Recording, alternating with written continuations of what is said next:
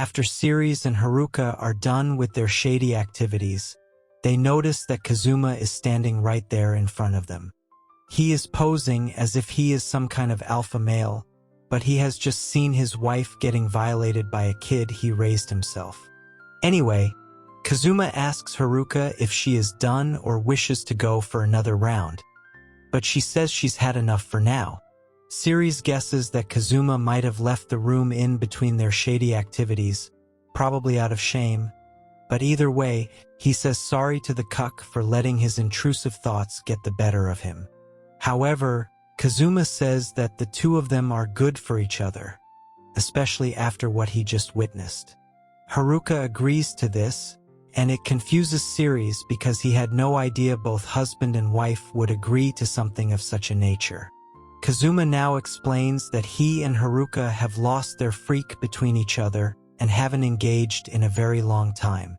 Basically, their relation as man and woman is all but over, so he does not mind if Haruka finds another victim. They still maintain a good relationship in general, so there are no hard feelings between them as such. Haruka adds that ever since she gave birth to her daughter, she and her husband lost the connection that made them attracted to each other in the first place. As a matter of fact, she is planning to find another man for a while, but due to the silly rules of this world, a woman has no chance of finding a new man after she reaches a certain age. It was at this moment when Ceres popped into Kazuma's head, especially because of how he used to bluish around Haruka all the time. A flashback shows Kazuma telling Haruka that Ceres may still have feelings for her, but she brushes it off because he was just a little kid when he said all of that before.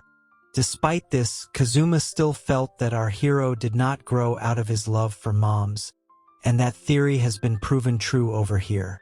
Now that he has proven his intentions, Kazuma tells Ceres that if he would like it, then he will gladly hand Haruka over to him.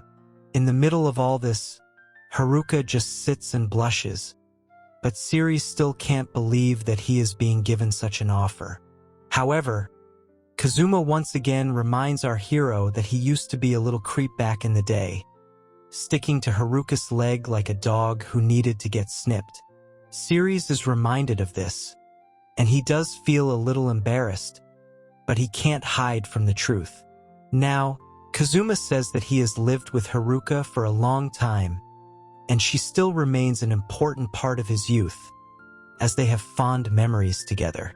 Now that he has grown out of it, he wishes to walk a different path, but was not able to do so till now because he could not trust his wife to a random man. Now that Ceres is here, he has nothing to worry about, and can leave behind his days as a married man. He believes that our hero can make his wife a lot happier than he ever could, which is why he is entrusting Haruka to him. Ceres is so glad that he did not get beaten up for what he has just done to someone else's wife, and he happily accepts Haruka as his new mom wife. There's still another surprise waiting for him, as Haruka says that he might actually have 4 wives with him in the future. This is because of some promise that was made amongst the curvy moms a while back. So Haruka is still not sure if it's true, but she says it so casually as if this place is a feminist's nightmare. Ceres can't believe that he might be blessed with even more curvy moms, but there are other things to figure out as of now. The first and most important thing is the shop. If our hero is to take Haruka away now, then it could mean trouble for business. Kazuma reassures him that he has it all under control because he can just buy a young slave girl from the government and hire her as his maid. This will allow him to run a nice cafe.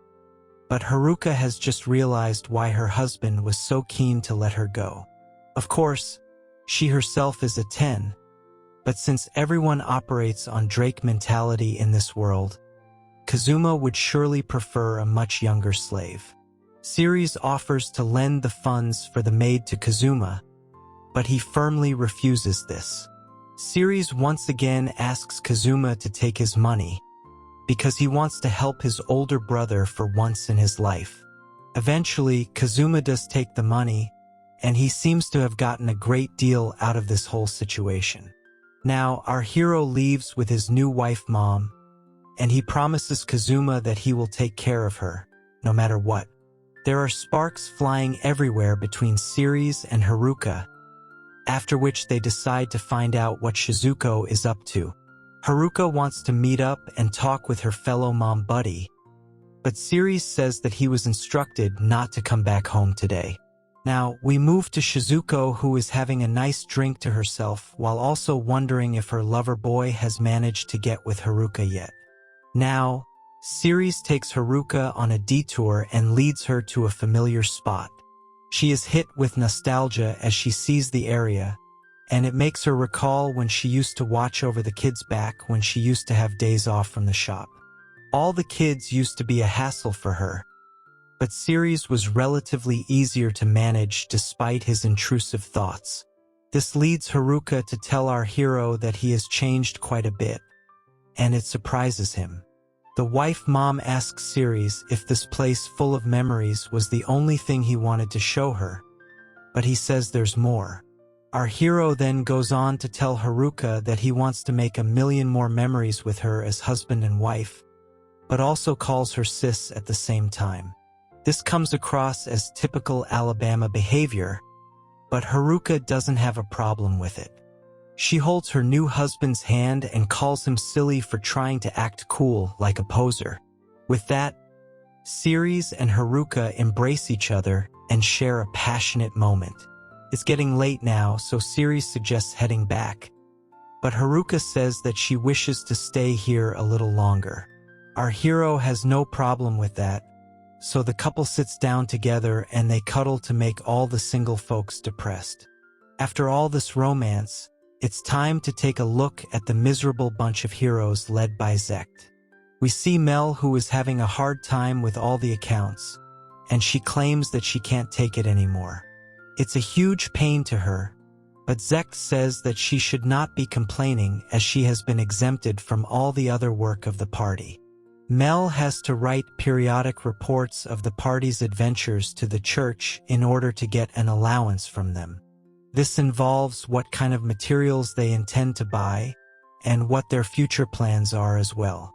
It makes Mel wonder how Ceres was able to do all of this without any problems.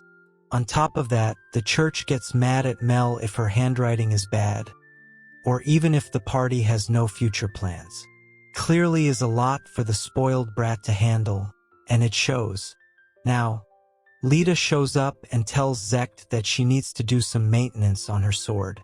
Due to this, she will not be able to handle the laundry, so she asks him to do it.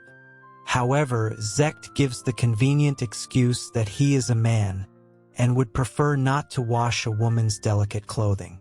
Lita then taunts Isekai'd by saying he has it good. When he asks her what she means by this, Lita states that his holy sword does not need any maintenance at all. The only thing that Isekai'd needs to do is clean it, which is a rather easy task. As far as Lita's sword is concerned, she needs to maintain it regularly, otherwise it quickly loses its edge.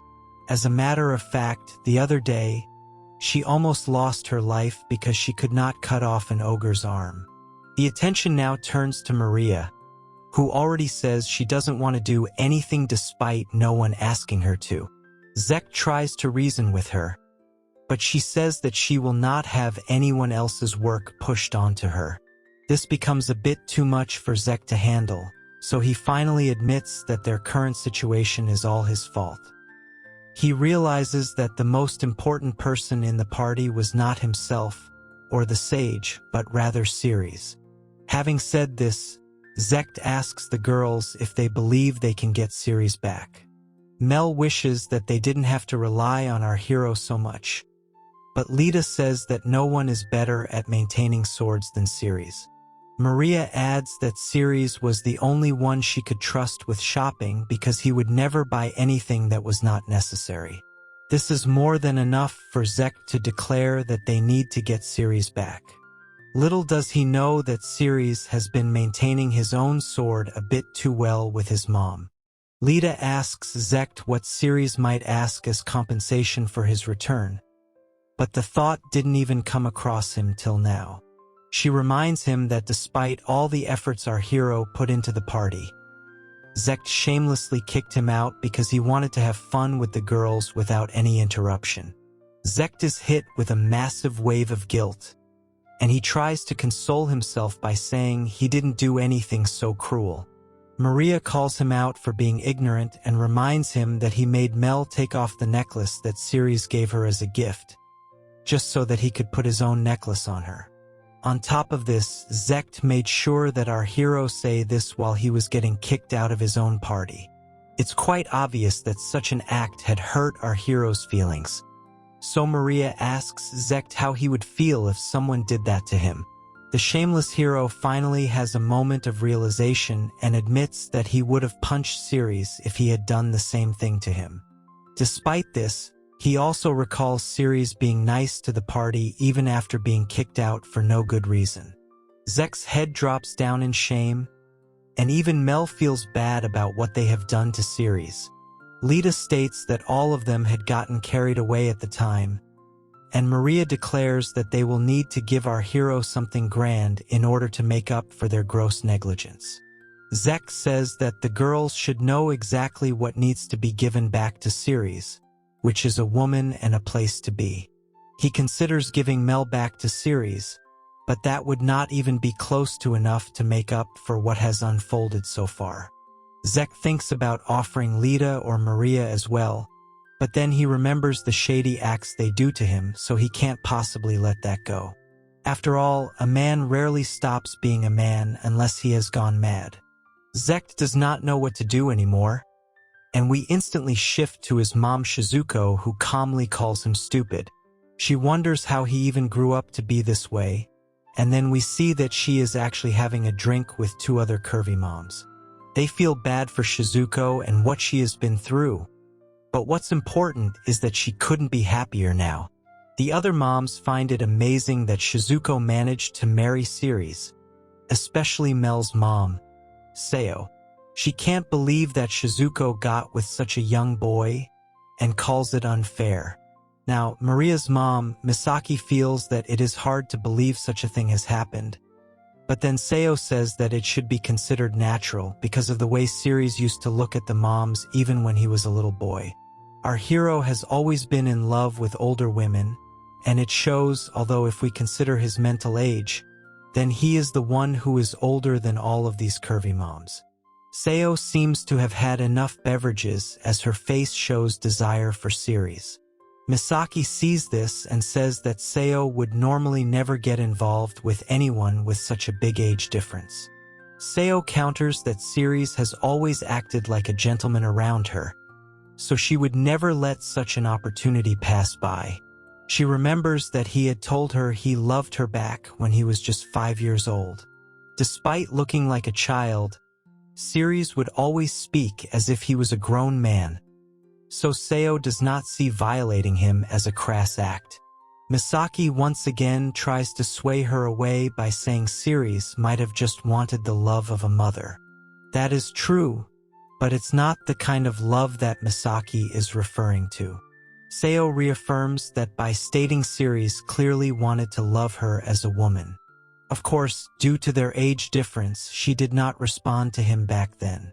But now, she definitely sees and treats our hero like a grown man. Sayo looks at Shizuko now and tells her that she must have felt the same way, which was what led her to get with Ceres in the first place.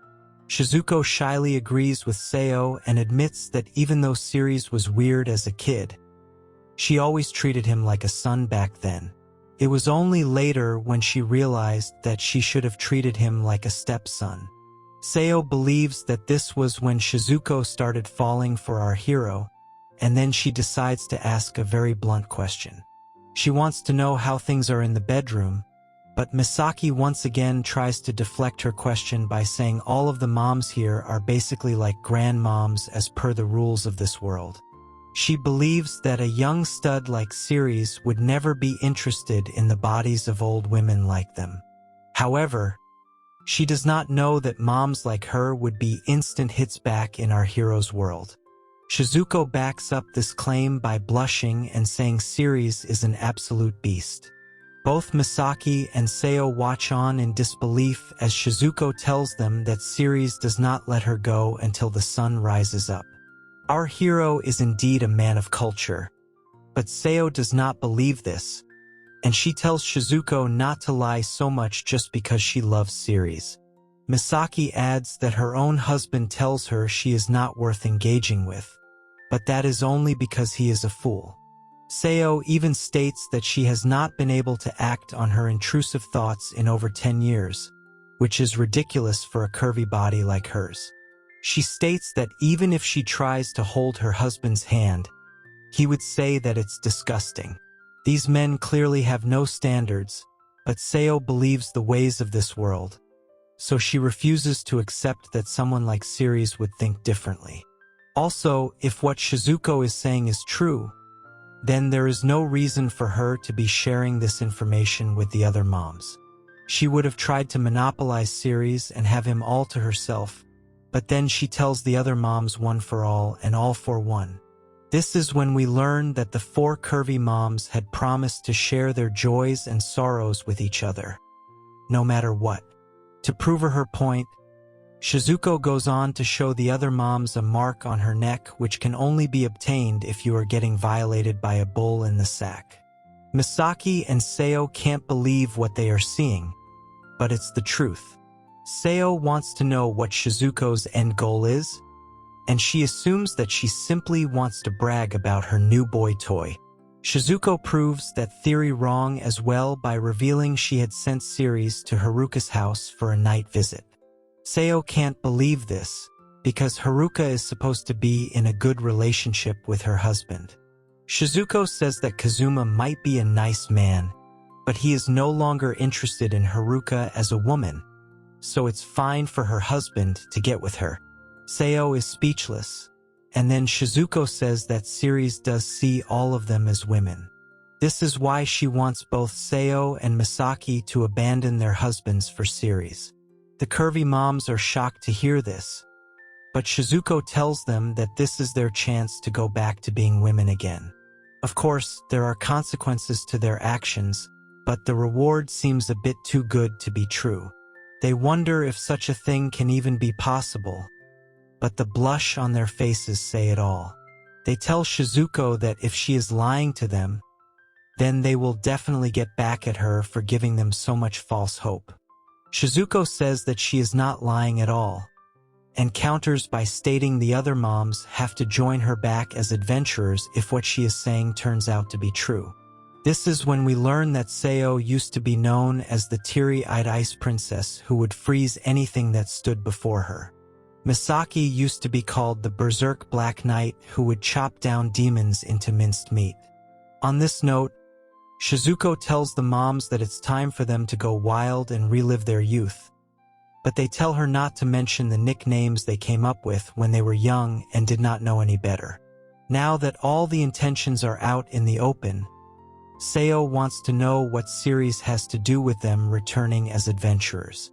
Shizuko says that if the moms would like to discuss this, then the chat will become a bit more serious, and she is not sure whether she wants to do that. However, Misaki says that she will go and prepare some tea so that the moms can talk this out properly. Shizuko apologizes to her because the moms are having this conversation in her house as well. Misaki doesn't mind at all as long as it's just them over here, so she goes ahead and fetches the tea. Now that everyone is set, Shizuko finally reveals that she is really angry with her son for being a useless jerk. The moms ask if this has to do with Isekai'd kicking Ceres out of his party, to which Shizuko says yes. After all, our hero only ended up following that group because the moms told him it would be a good idea. Despite this, the party pushed all the household chores onto him, and even made him work to earn his own living. Despite such an unfair deal, Ceres still went ahead and did everything without any complaints. However, Isekai'd was still shameless enough to kick him out of the party for no good reason. Neither Sayo nor Misaki knew about this, as can be seen in the grim look on their faces. Misaki can't believe that Maria has been giving so much trouble to Ceres, and Sayo is also upset with Mel for not supporting Ceres. As a matter of fact, she has already decided to give her daughter a good scolding for her actions. Shizuko says that even she has been thinking about what she should do to punish Isekai'd, and it turns out that one such way is to have all the curvy moms marry Ceres and leave the village. If they happen to do this, then their kids will not have any place to come home to. Sayo wants to confirm that Shizuko is asking her and Misaki to leave their husbands and become wives of Ceres. The wife mom states that this is indeed the best way out, and while the promise was an important reason for her to reveal the truth, she also wanted to punish Isekai'd. Misaki says that if she leaves, then her husband will simply buy a slave girl and turn her into his second wife. If that is the case, then Maria will not have a place to stay anymore, and the same applies to Mel as well. The moms still wonder if this is enough to affect their kids. But then Shizuko says that the main topic is yet to be discussed. She wonders if Ceres is actually stronger than the actual hero, since he already works harder than him. If such a thing were to be true, then it would completely ruin the reputation of Isekai'd and his harem. Misaki asks if Shizuko wants to know for sure about this by having her gal pals assist Ceres as adventurers. However, Sayo is not sure if they are up to the mark for such a mission, because all of them are quite old as per the standards of this place. Shizuko simply laughs at Sayo's statement and calls her timid. Once again, she refers to her as the teary-eyed ice princess, and it embarrasses Sayo greatly as she does not want her past to be brought up again. Shizuko then turns to Misaki and calls her the Berserk Black Knight, which makes her really awkward again. The idea is to form a party of love with Ceres, which should not be a problem as he will take them in with open arms and even more open elephant. Eventually, Sayo and Misaki agree to the deal, so Shizuko settles it and says that they should get going. The curvy moms are not sure where they are heading, but the wife mom says that she is going to show them proof of her love. They reach home, but Sayo does not understand what the big deal is. Shizuko tells her to calm down and not say a word as they enter. The reason behind this is that Ceres is getting locked and loaded with Haruka again. After a rather intense display of shady activities, both our hero and Haruka are shocked to see Shizuko in front of them with Sayo and Misaki. The moms are shocked by what they have just seen, but they are also a bit jealous of Haruka. Shizuko now turns to the curvy moms and asks them if they now believe what she had told them about Ceres being a beast. They clearly have no doubts about that anymore, and then everyone helps Haruka get brought up to speed on Shizuko's plans. Haruka figures that the first wife mom set everything up right from the start, and Shizuko calmly laughs in agreement. She also refers to Haruka as the smiling Ripper demon and compliments her sense of intuition. Of course, Ceres has no idea that Haruka had such a nickname, and it makes her feel awkward. He asks his latest mom-wife if this is true, but she is too embarrassed to admit what she was like 15 years ago. She asks Shizuko not to bring up such childish nicknames, but Ceres just wants to understand what is going on over here. Of course, Sayo is only fantasizing about doing shady things with Ceres, especially after seeing Haruka in action. Even Misaki is proud of Ceres for growing into a passionate young man, but Haruka is not too comfortable with these judgments.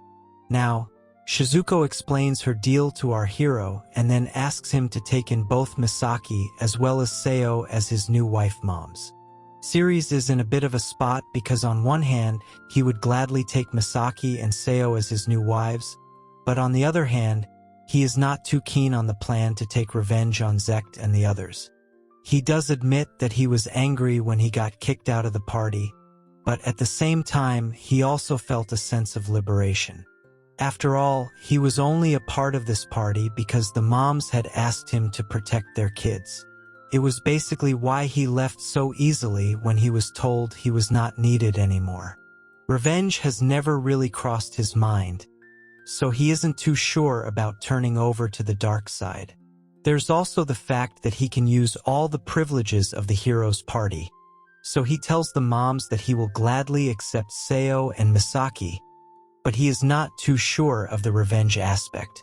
While he does appreciate the sentiment behind what Shizuko is doing for him, he does not wish to punish anyone.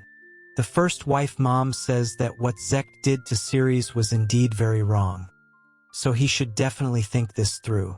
Our hero states that he has thought it through, and he simply does not hold a grudge against anyone for what they have done to him.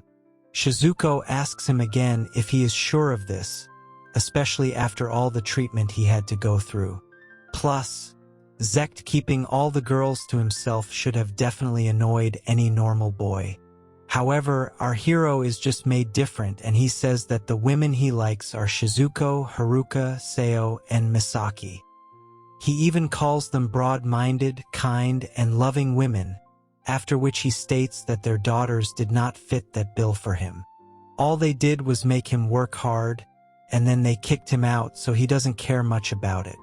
There's another very important thing he brings up, which is the fact that polygamy is only allowed if you are a part of the hero's party. It is due to this special privilege that he is even able to take in more wives after Shizuko. So, he doesn't really have any reason to be mad at Isekai'd or the other girls. He admits that he has had to go through some hard times, but at the end of it all, it was this path that led him to such a happy life now. Keeping that in mind, he feels it would be best to leave things as they are. Shizuko smiles at first, but then she and all the other moms go rage mode and tell our hero that his methods of kindness will not work here. Shizuko believes that children need to be scolded, so Ceres should not let his leniency get in the way.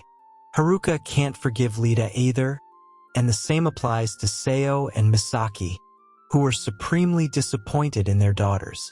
Our hero is left with no other choice but to listen to his wife moms, so he eventually agrees to punish the brat hero party. However, he asks to at least be given the right to choose what kind of punishment they should receive. As of now, the priority is to settle the matter with Sayo and Misaki, who are set to become his new wife moms. Now, we move to a few days later where we see an extremely buffed man cutting down some trees. His name is Kaito, and he is Sayo's husband. He calls out to his wife because he wants some tea, and she agrees to do so, but she does not like the way he treats her as if she is his slave. None of that matters to her though, as she knows that Ceres will be coming to take her away today. With that, she looks forward to never having to see her husband's face again, as she has no intention of working as a slave for him anymore. At this very moment, Kaito orders Sayo to give him his tea right this minute, and she obliges for the time being. We are taken to a brief flashback now, where we see Misaki and Sayo bidding farewell to Ceres after deciding their plan on how to leave their husbands. After they leave, Shizuko looks at Ceres and tells him that he is yet to propose to Haruka properly.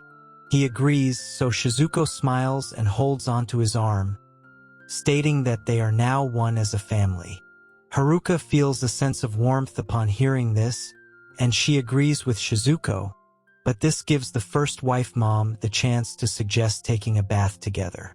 Haruka and Ceres are shy about it at first, but they have done much shadier things than taking a bath together, so they decide to hop into their towels.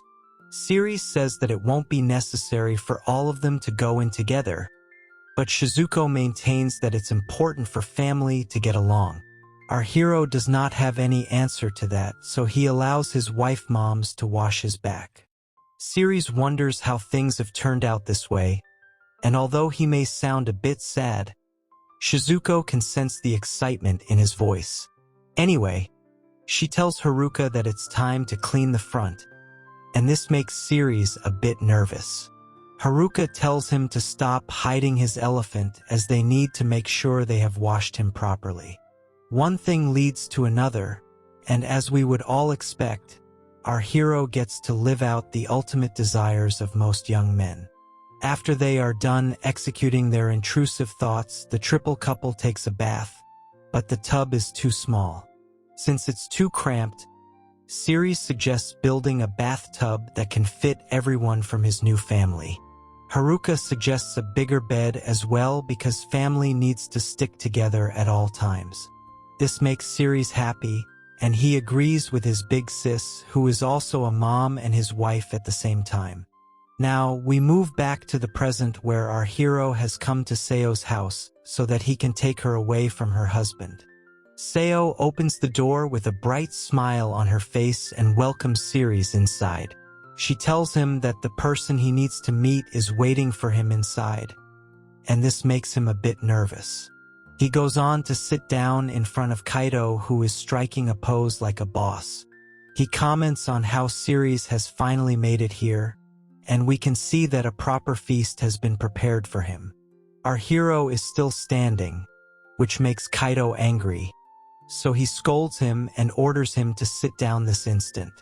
Ceres wonders if he is actually welcome in this place, but then Kaito says it's time to start with a drink. Our hero thanks him for his hospitality, and then the men have a drink. Kaito comments on how Ceres has grown into a full man from a little brat. He responds by thanking him for the help he provided during when he was a child. Kaito says that he only taught Ceres how to work the fields and the livestock, so all his adventuring skills are due to his own hard work. However, Ceres says that Kaito is wrong about his because whenever an adventurer would come to town, he would always tell them to teach our hero a thing or two. Kaito is not sure if such a thing had happened, but Ceres remembers it well. Our hero thanks Kaito for every single thing he's done for him, but the buff builder says that this is only sentiment speaking. At the end of the day, he is just a stubborn father who is hated even by his own daughter. Of course, if we were to compare Kaito to the bosses Ceres had to deal with in his past life, then he would be cute at best. Of course, our hero has a lot on his mind when it comes to sentiments, as he had lost his family in this world at an early age. He then tells Kaito that he considers everyone in this village as his family member. Kaito is not interested in small talk, so he tells Ceres that they should get down to business, which in this case happens to be his wife. Ceres firmly says yes, and even Sayo can be seen peeking from the background. Kaito says that if it is Sayo that Ceres wants, then he can have her, which is actually a very straightforward offer. Even Ceres did not expect things to go so smoothly, but then Kaito explains that his wife really does not have any fond memories of him. When they got married, Kaito's dad was still alive, and even though he was going to pass away soon, he kept nagging at Sayo to have a girl who could provide a strong and healthy heir. This had become a lot for her to deal with as a new wife, and after Kaito's dad passed away, it was on him to look after her. He did so for a bit, but the damage was already done, and there was no turning back from there. Kaito had only become like his dad, scolding Sayo and making her life miserable, so it only makes sense for her to hate him. Ceres also knows that Kaito runs his mouth a lot, but at least he never raised his hand on Sayo, for whatever that is worth. It's just a case of two people not being able to connect with each other. And Kaito is fine with Ceres taking Sayo because he knows he's been after her since he was a little boy. Ceres decides to offer some money to Kaito for his wife, but he does not want it as he is fine with the arrangement Mel has. He actually wanted our hero to marry Mel, but that will not be possible now, which is why he is offering his wife instead of his daughter. Now, he looks at Sayo, who says sorry to him, but he asks her what she is apologizing for. He did not protect her from his father, and only annoyed her further, so he is the one who should be saying sorry. Now that the deal is done, Ceres asks Kaito what he is going to do now. The buff builder simply says that he will go get himself some young brides now that he has gotten rid of Sayo, whom he refers to as a depressing hag. As expected, she is not too pleased to hear this, but Kaito continues to say he will find himself a few young slave girls, thus proving that he has graduated from the Drake Academy of not-so-fine grooming. Sayo can't believe Kaito is being so shameless, especially after all the big talk about apologizing to her. He says he does mean what he said about that, but that's all there is to his words. If it were up to him, then he would definitely choose a young bride over an old hag like Sayo, which is not exactly the best judgment of looks. Ceres tries to calm down Sayo, but she erupts in anger and says that she hates Kaito for making her life miserable. The buff builder couldn't care less, and tells Ceres to take Sayo away from his sight as she is souring his mood. Sayo hurls abuses at her husband, but our hero simply tells her that they should go be happy with each other now. Later, we see Sayo cleaning herself up, and then Ceres asks her if she is good to go. Of course, she is feeling a bit low because she had this whole plan in mind wherein she was going to dump her husband. However, he has made it look as if he is the one who has kicked her out, so he is indeed an alpha male unlike Haruka's husband who liked to watch. It's frustrating for her, but our hero reminds her that she has a happy life ahead now, and that is all that should matter. She agrees and apologizes for making Ceres wait, but then her attention shifts to her broom. Ceres wants to know what it's doing in Sayo's room, so she explains that she used to practice magic with it back when she was little. Seeing the broom brings back some memories, and it also gives Sayo an idea. She asks Ceres if he would like to go for a ride, and this shocks him because he had no idea his latest wife mom could fly.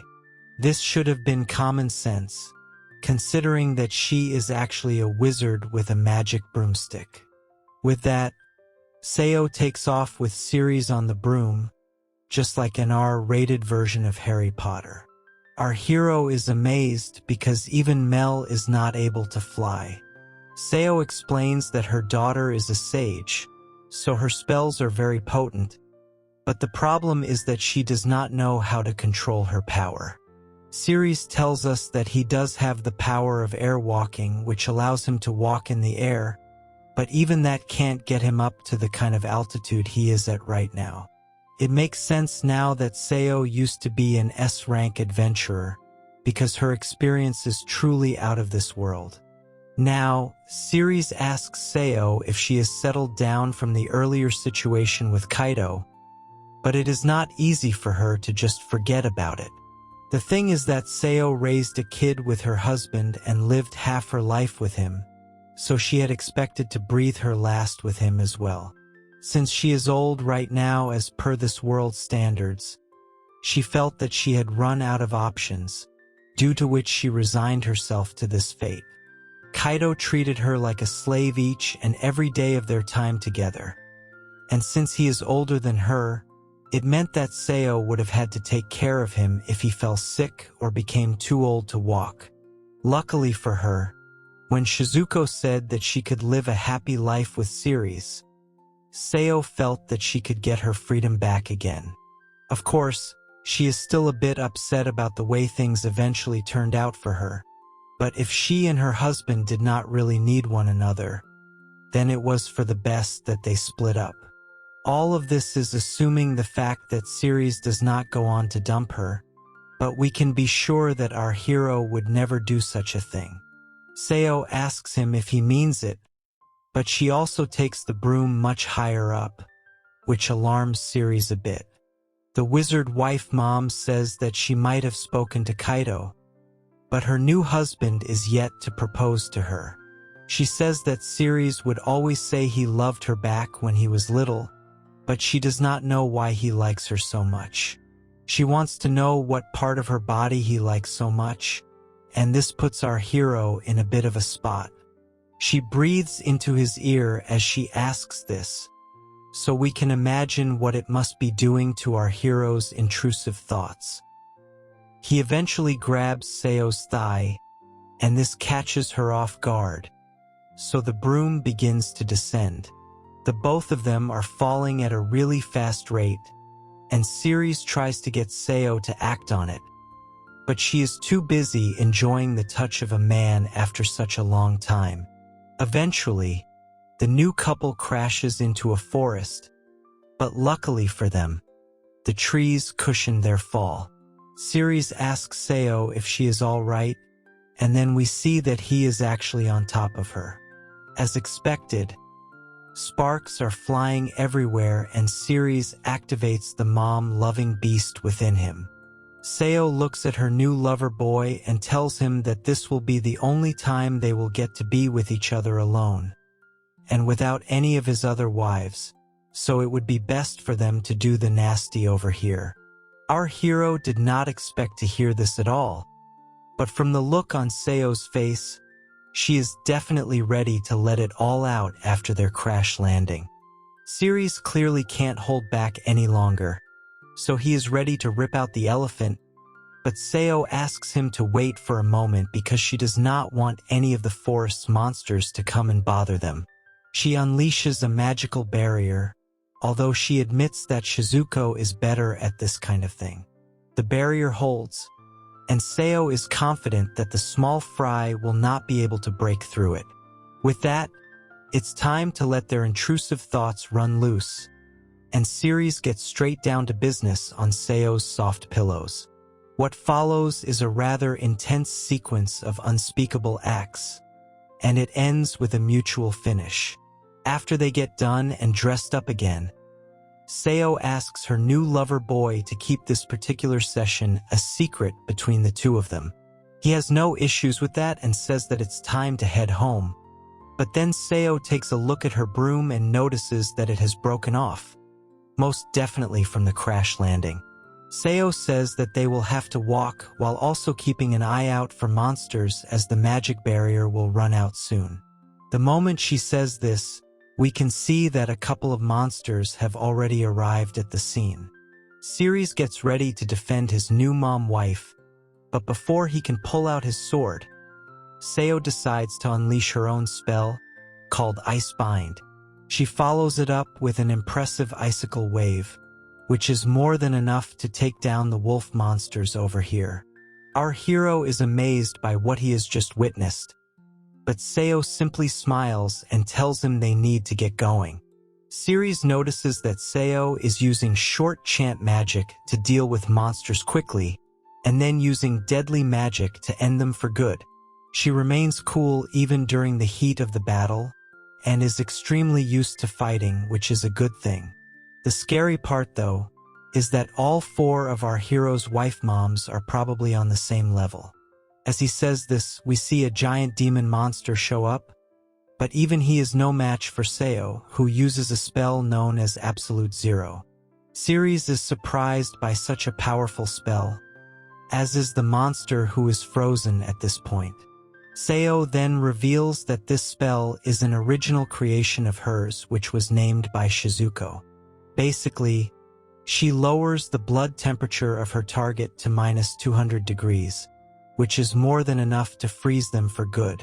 Ceres doesn't say this to her face, but he admits that Sayo is way too overpowered to be living as a slave wife. On top of that, she is able to pull all of this off without even needing a staff to amplify her power. What Ceres can't understand is that if his wife moms have so much power, then it makes no sense for them to have given up their lives as adventurers. Shizuko had said that this decision was driven mainly by the fear not to marry late, but Ceres wonders if that really is the reason behind it. Even if this was the case, the wife moms should have been able to command their husbands as they pleased, but they still decided to live as if they were slaves. There could always be another reason for choosing the quiet life in the village, so Ceres hopes that his wives tell him the truth one day. After a while, Ceres feels like they have already passed this area, so he asks Sayo what's up. She simply acts cute and says that they might be lost if this is the case. It's fair to say that this could all just be a ploy from Sayo to go for round 2. It doesn't take a genius to figure this out. So our hero calls out Sayo in an instant, telling her that she is simply fooling around. Sayo says that she only wanted to fool around with her lover boy some more. Plus, he has not technically proposed to her yet.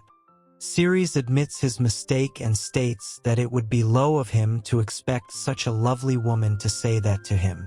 Sayo is taken away simply for being called lovely, and then we see Ceres holding on to her from behind. He then says that he loves her and wants her to be with him forever. She says yes in an instant, and then jokes about stealing her daughter's boyfriend. However, our hero tells her that he and Mel were not that close to begin with, so she has nothing to feel guilty about.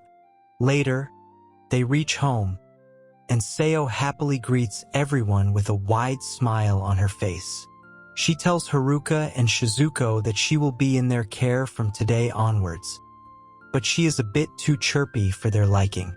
Haruka calls out Sayo for acting suspicious, and even Shizuko says that she will find out from Ceres later about what they did to take so much time in coming here.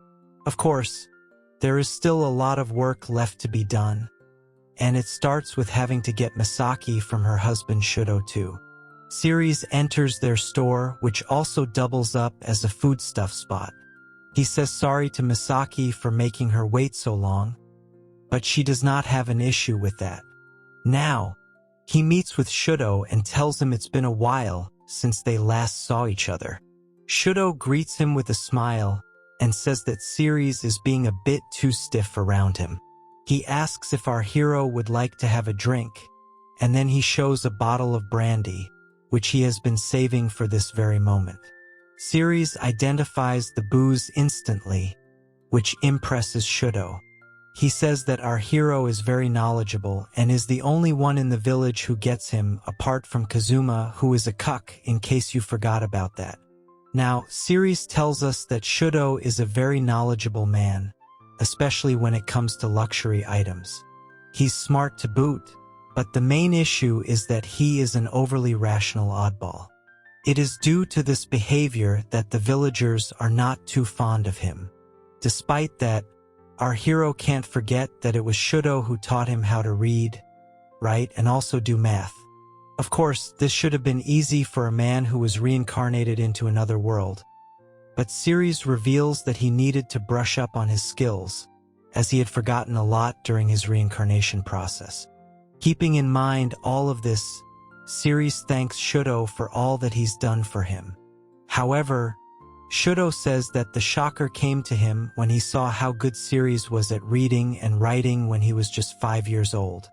Shuto also points out that Ceres could watch over his store while he would read, so it was like a reciprocal relationship. Our hero feels that Shuto was born in the wrong place, as he is more suited to be some kind of scholar in the royal family. Either way, Shuto proposes a toast because the brandy is way too tasty to ignore. Ceres also takes a sip, and then Shuto says that it's always a pleasure for him to speak with people like him and Kazuma. However, it is not the same when it comes to anyone else. Ceres wants to understand this further, so Shuto states that he is not meant to be a father or a husband. Of course, he had to keep up appearances when Maria was a baby, but he states that she was a massive pain in his backside. He then says that there's no point in beating around the bush, so he asks Ceres if he has come here for Misaki. He says yes, so Shuto tells him that he can take her right now if he wants. Our hero asks him if he is sure about this, but then he reminds him that he just said he is not fit to be a husband. He simply does not love Misaki anymore, although that was not always the case. When Misaki had given birth to Maria, Shuto's love for her had peaked, but ever since then, his flame for her had quickly burnt out. Even now, they barely talk to each other at home, which is never a good sign for couples. So, if Ceres wants to take her away, then he has no problem with it at all. Plus, Shuto also knows that our hero has liked Misaki for a while, which means that pretty much all the husbands knew our hero's shady intentions even when he was a little boy. Ceres has to act innocent, so he shows surprise when he hears this. But Shuto says it was quite obvious to sense the mom lover inside him. He then calls back to an early memory of Misaki giving Ceres a bath, which proves his point.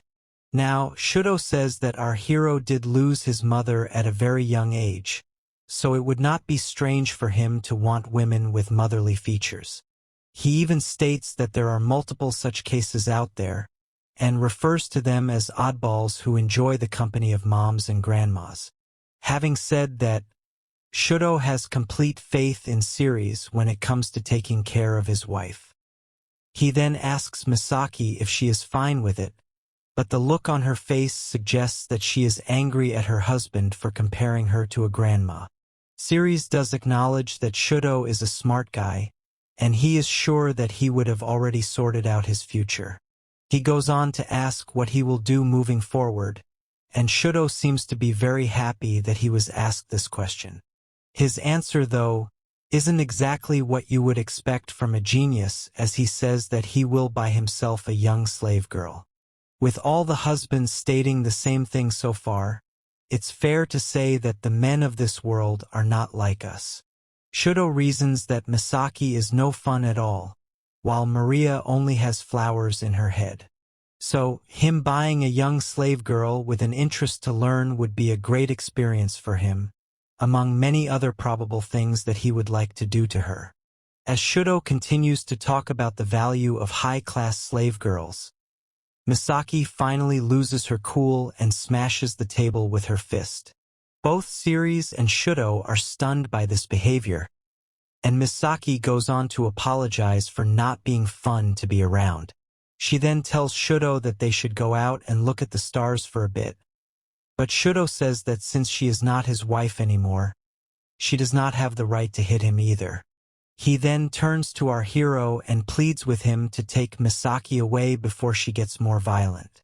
He gives Ceres a smile, and then our hero takes his latest wife away from the scene.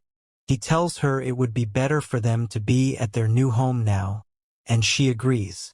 As they leave, Ceres turns to Shuto to thank him again, but it looks like he is already celebrating the fact that he can read as many books as he wants now. His joyous behavior leads our hero to wonder if Shuto had actually done this for his sake, or whether it was another one of those reciprocal relationships. Anyway, now Ceres has finally completed his mission of getting 4 wife moms, and he tells Misaki that they will need to register as a family with the other moms, so that they can live a comfy life together. She agrees, but then her face completely changes when she sees a church in front of her. Ceres asks her if she needs something from the church, so she says that her husband did not like weddings or anything like that, so she never really had the chance to wear a dress. It was also due to her own embarrassment, so they just filled the paperwork and got the marriage registered. The mere thought of wearing a dress gets Misaki excited, so it looks like our hero is in for a treat. How is this new arrangement going to work out for Ceres? Where is he going to officially make Misaki his woman, just like